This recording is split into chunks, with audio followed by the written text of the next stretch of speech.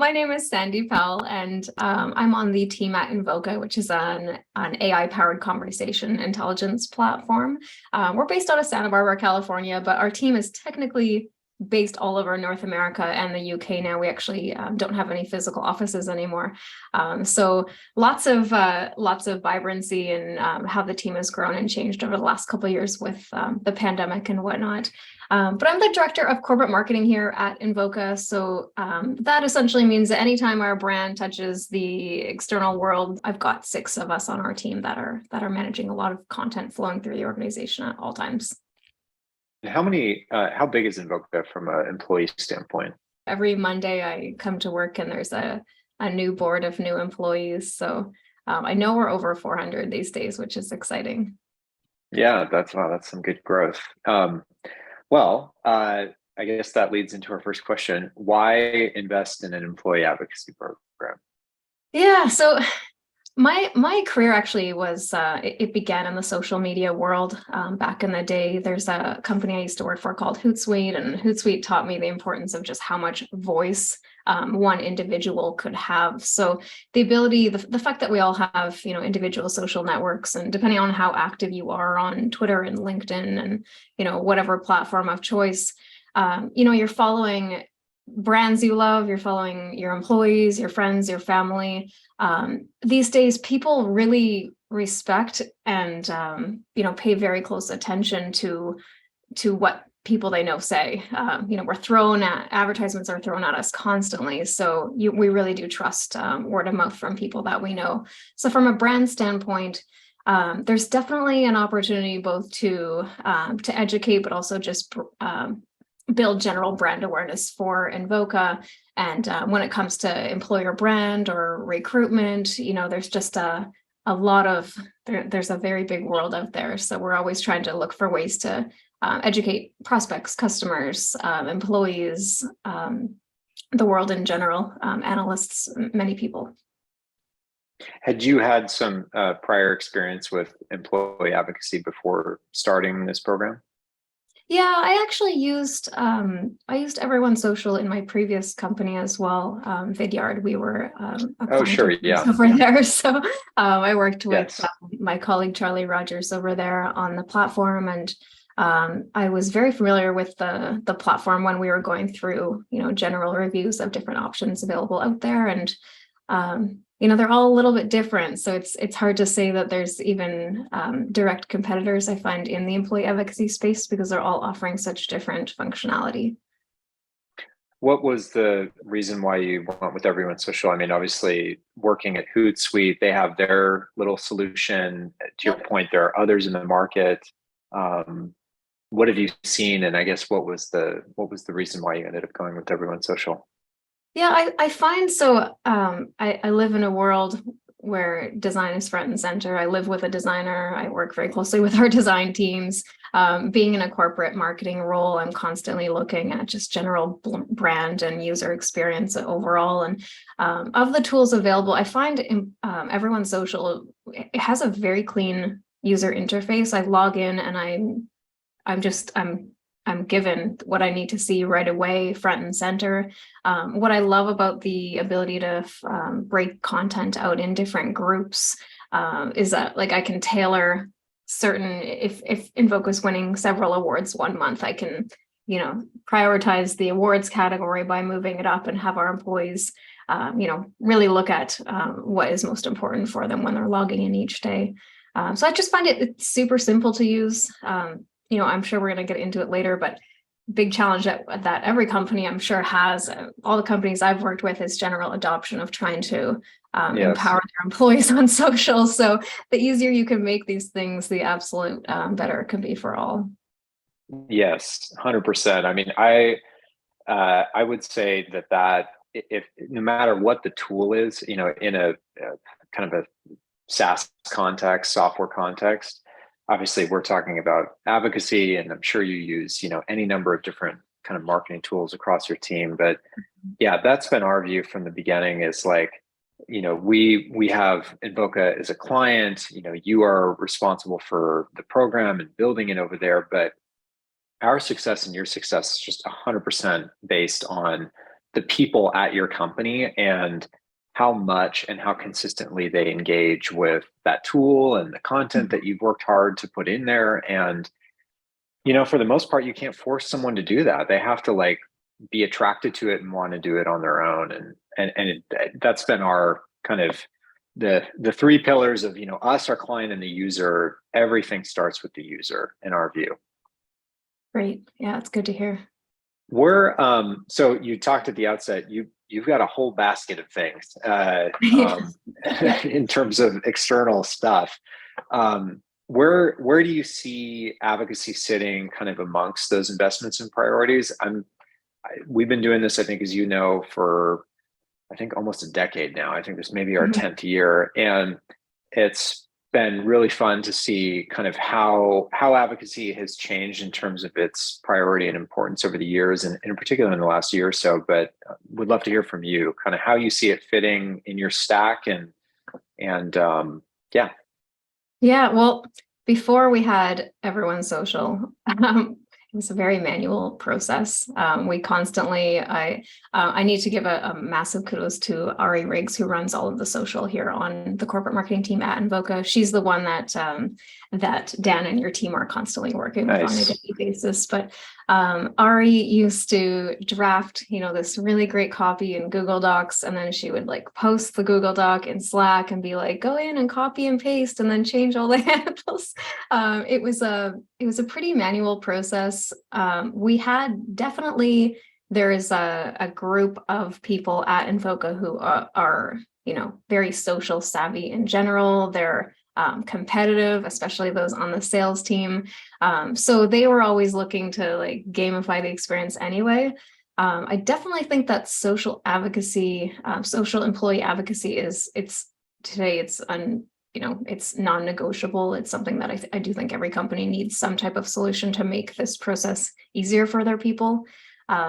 It's not a scalable solution to be going in and copying and pasting and taking the risk that sometimes someone may not copy and paste the whole thing, or sometimes they may paste the wrong thing into their channels, and it simplifies the entire process. So when I look at all the different components of the corporate marketing team here at Invoca, like you said, Cameron, they're all creating content that takes a lot of time to create. So the more awareness that we can get, the more we can use that to educate our prospects and customers, and build that external brand awareness for our employees and our potential future candidates. Like that's as important as sliced bread. So not sure how else to deprioritize it anyway. Yeah. Do you see, I get the sense that, you've talked about everything from kind of press relations to social to employer branding and recruiting.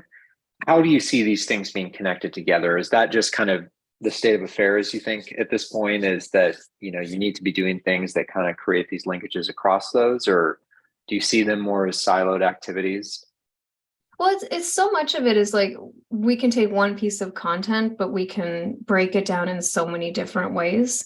So, for example, we just did a new culture video to help with attracting great talent to Invoca, and we were able to, that's about to be released. So that will definitely make its way through everyone's social. But then that content is being broken out into, I think they're doing 9 video employee spotlights, which will be 9 more pieces of content going through the system. And then sometimes those employees work with specific customers in their roles. So then it goes through, tailor the content to something that could go through on a customer voice. It's so much of it is just breaking out the content in certain ways that really make sense for that particular group or audience. And Ari does an incredible job at tailoring, the right message to the right voice. Yeah, employer branding in particular has been such we've been a little, it's a bit of a confusing environment to kind of understand, because there are companies that are hiring, and there are others that are publicly, trimming themselves, but or at least that's what you read in the news, and then on an internal basis, just because some of these are customers of ours, we know they're actually still hiring. And employer branding has just been one of the most exciting kind of use cases as it relates to advocacy. It's been just really, really successful for those that, including our own company. So, we're a bit smaller than Invoca or your size, or in some of our cases, we have clients that are very large that have been directing their program more towards hiring, talent attraction, employer brand, and just seen some pretty positive results from those efforts. How has it been working with our team, our client success team so far? It's great. Through the initial kickoff process where we were looking at everyone's social, as well as a couple other players in your space, I found the conversations clean, to the point, fun. Dan has been in particular great at doing training in front of our whole company. So the fact that he was able to do that, and he was able to guide Ari through on best practices to lead up to those calls. And obviously, like you said, Cameron, it's like when we win, you win. And when you win, we win. It's definitely a give and take, because the more people we onboard into the platform, the more success we have as an organization, the more success you have as an organization in trying to empower with best practices, getting all of that content out into the world. So it's been really great. We anytime I have a question, quick responses from Dan and team, and just I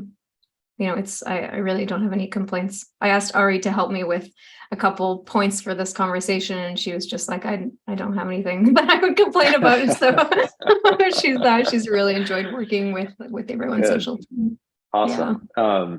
What would you say, as you look at the year ahead? Obviously, we live in an environment of, kind of increasingly disruptive and consistent change. What are your biggest marketing challenges? What are Invoca's biggest marketing challenges as you look forward? Yeah, well, our biggest challenge on the social side is just general adoption on giving people the confidence that they can post on behalf of the brand. Yes. It surprises me. I guess I've very much grown up in a career where I've always worked for very socially loud companies. Like they're constantly, working with Hootsuite and Vidyard. They're content creating companies. So it's just like constantly out. But, yes. For someone who's coming from a financial services organization who is not necessarily allowed to just give content out on behalf of the brand, and they have to go through a lot of, legal conversations in order to be able to do that. I just think it's having the tools ready to go in a world that is constant. We're very much a digital remote first world now. So trying to empower people, educate people to be able to make the great choices to, push that content out. I think that's just going to be a general challenge with marketing teams as we're growing, and everyone is so loud in their space, and trying to find that right message that sticks is always a challenge for everyone. Yes. Yeah. I mean, I think you're touching on a few things there that, we certainly see is, I think one thing is, giving people clear direction, right? I mean, we've seen that and heard some really funny stories of well-known companies and CEOs who, shared the wrong thing that wasn't approved, and it kind of led to some issues. But yeah, also just providing guidance and making it at some level kind of like reducing the fear associated with it, of just participating. And we see some groups, and you may have seen this with your own company too,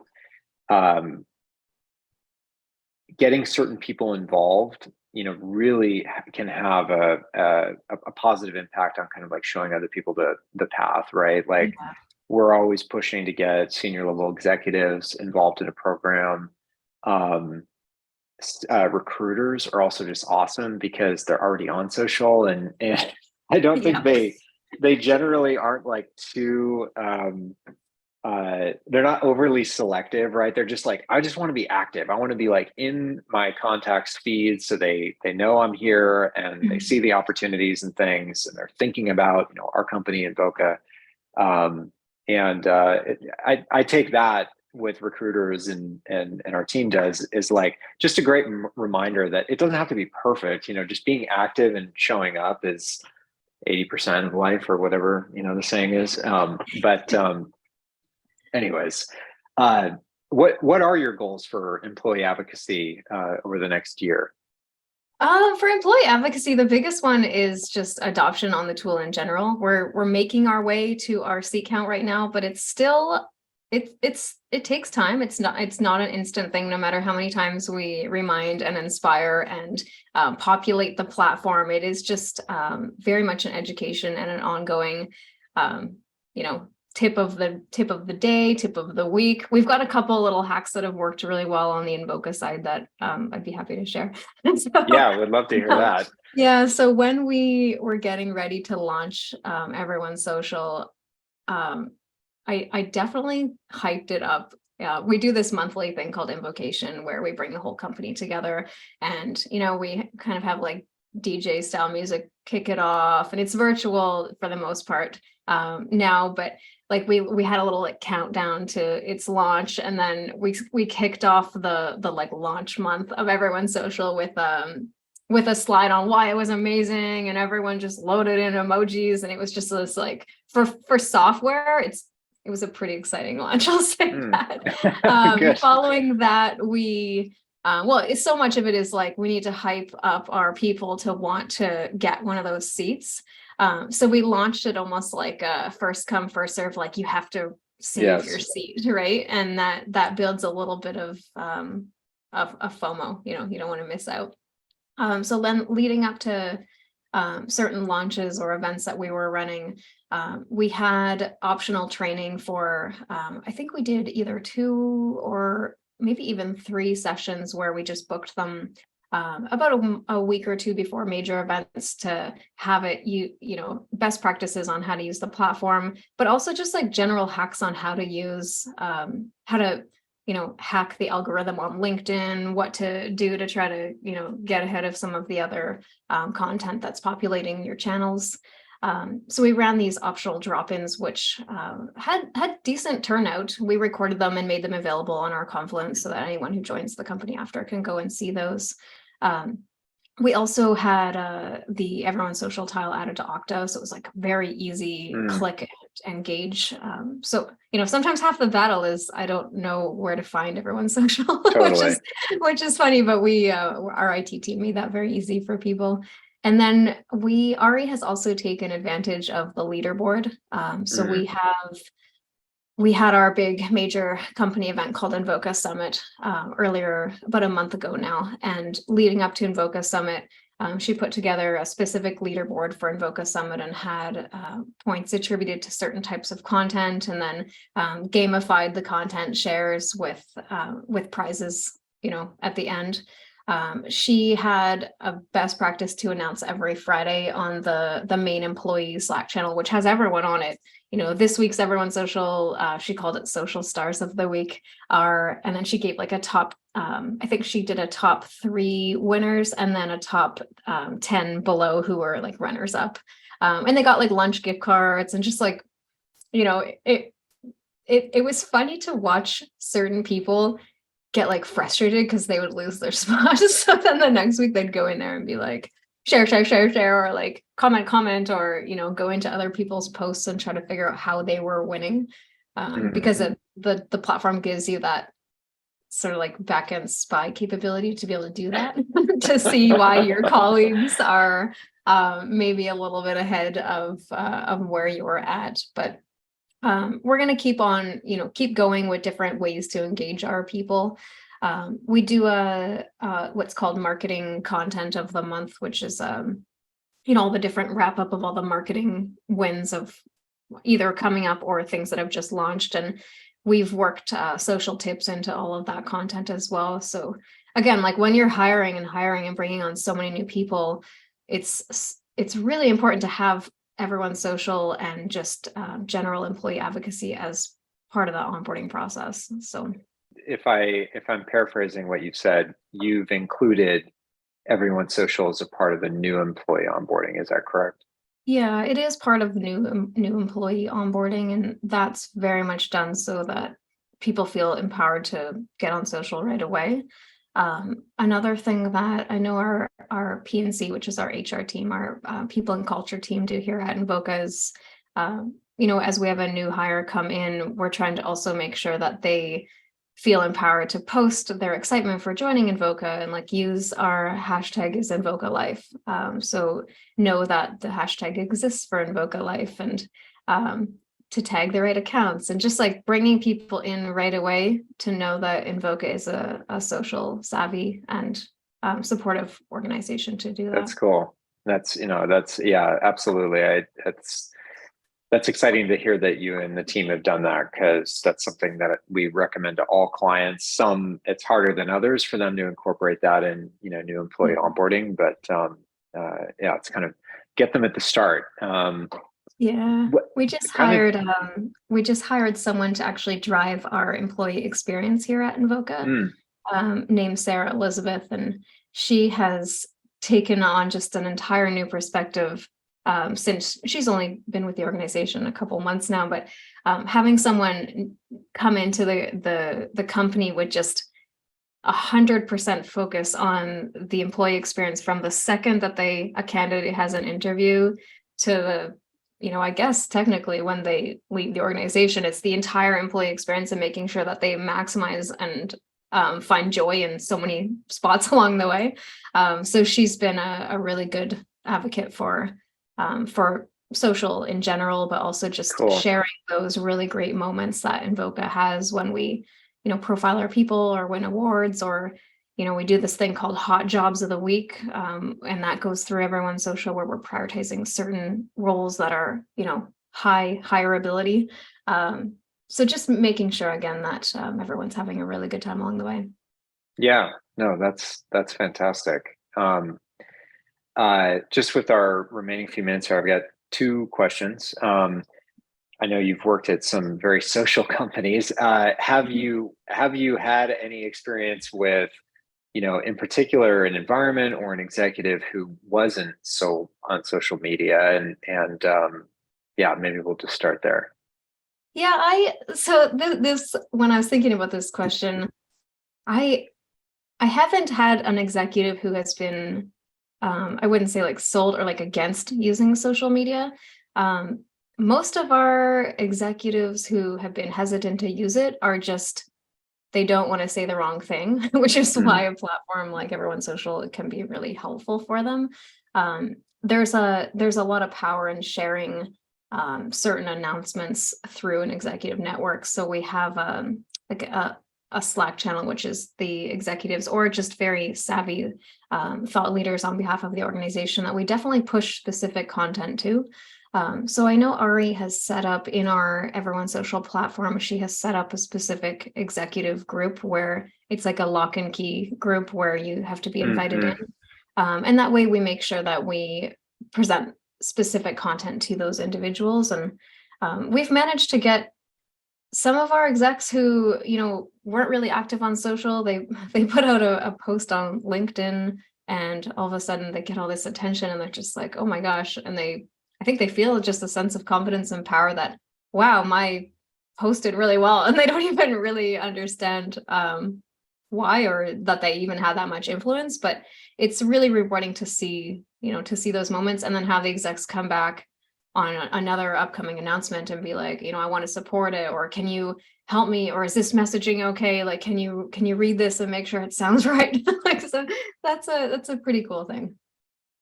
That's super cool.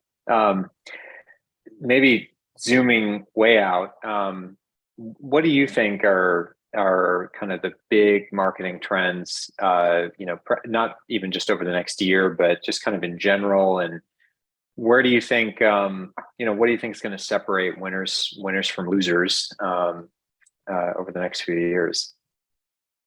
Yeah, it's prediction season, so I've been reading a lot of these lately. Yeah, that's true. I like to ask this question in all seasons, but yeah, I guess no, we it's are totally heading. fair. The brands I find that are really just like nailing the experience, or when they think about the fact that today's buyer is very empowered with with content, with they can do a ton of research before they even consider, putting through an order or taking a call at all with a potential brand to make a purchase. So I think brands that have figured out a way to have a purchasing experience no matter where the buyer might be coming from. So whether that's through sometimes it starts on social media, other times it's going through Google or just general ads, but trying to figure out how you can have a way into your organization from every single spoke of the bike wheel. But then once you are engaging with the organization, those companies that just make that an absolutely seamless experience, where say you are doing research to buy a car and you're doing it, you're spending hours online figuring out exactly what car you want, and then you're finding the right dealer, and then you're calling that dealer to figure out if that car that you found online is actually available. That joyful moment when you pick up the phone and the agent or the brand on the other side knows exactly why you called, and like what research you had done before, or maybe you had downloaded some certain pieces of content from a website, to be able to connect that the second that the agent picks up the phone and chats with the buyer. Like, I think that's just that's like the way every brand should be. You shouldn't have to necessarily repeat all the information that you've gone through if it's publicly available content. Yes. Just making that an absolutely seamless experience for the buyer to buy quickly and buy now, and have the agent be able to tailor and almost act like a consultant to the buyer, I think is going to separate brands for sure. Yeah, I fully, it's a true like order of magnitude difference between trying to engage with a company to buy something or get service that doesn't kind of hold that priority versus others. I don't I'm sure I've interacted with various Invoca clients, but the difference in experience, right? Having to repeat all that information, having to get connected with 4 or 5 people versus just immediately getting down to business in terms of what you need, and having that other person aware of it is kind of a magical experience. But yes, thank you for your time, Sandy. This is great. you're welcome. Yeah, I really appreciate your thoughts on these topics, and would love to catch up maybe in a few quarters as we get into the new year and hear how things are going, and have a follow-up conversation if you'd be up for it. Yeah, absolutely. Thanks, Cameron, and thanks to the Cool. entire Everyone Social team as well.